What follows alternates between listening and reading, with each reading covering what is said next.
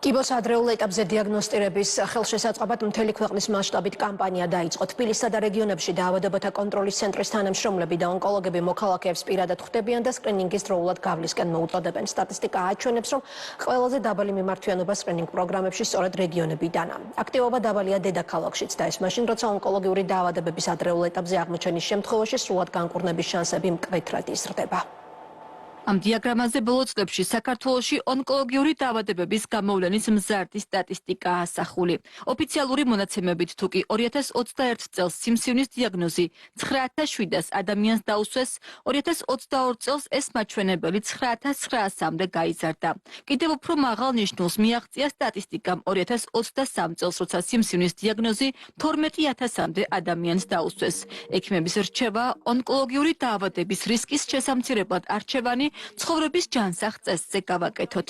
ზრდა არ არის დრამატული, ეს ზრდის მატება ერთი მხრივ არის სტატისტიკის მოწესრიგებით განპირობებული, ზოგადად რისკ ფაქტორი ერთი არა მარტო კიბოს განვითარების, არამედ მიოკარდომის ინფარქტით, იგივე ინსულტის, იგივე ნებისმიერი დაავადება. ეს არის ცხოვრების ჯანსაღი წესი, ეს არ არის საშინათხომის სიტყვები.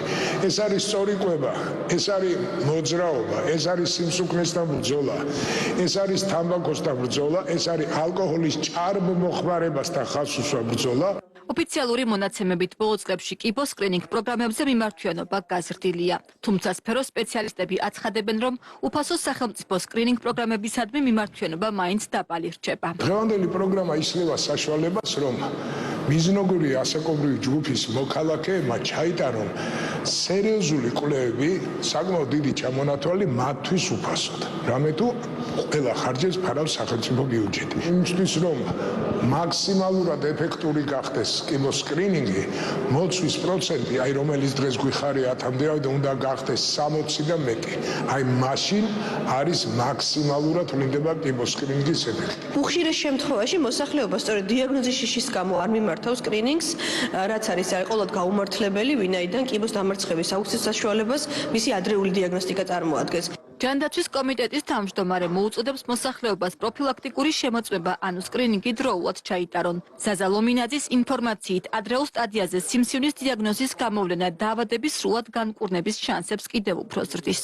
დღეს პრაქტიკულად პირველ მეორე სტადიებზე გამოვლენილი ეს დაავადება უკვე პრაქტიკულად შეიძლება იყოს დამარცხებული, იმიტომ რომ არსებობს არაერთი, არა ორი და არა 10 მედიკამენტი ქვეყანაში, მათ შორის ინოვაციური მედიკამენტები, რომელიც გვეხმარება ექიმებს და მათ შორის პაციენტებს, ასეთი არაერთი გვყავს და არა 1000 უკვე ქვეყანაში, რომელმაც კიბოდა ეს მძიმე დაავადება დაამარცხეს. უფასო სკრინინგ პროგრამებისადმი არასაკმარის მიმართვიანობას სპეციალისტები მოსახლეობის დაბალი ინფორმირებულობით ხსნიან. სწორედ ამ მიზნით დაავადებათა კონტროლის ეროვნულმა ცენტრმა კიბოს სკრინინგის საკითხებზე მოსახლეობის საგანმანათლებლო და ცნობიერების ამაღლების ეროვნული კამპანია დაიწყო.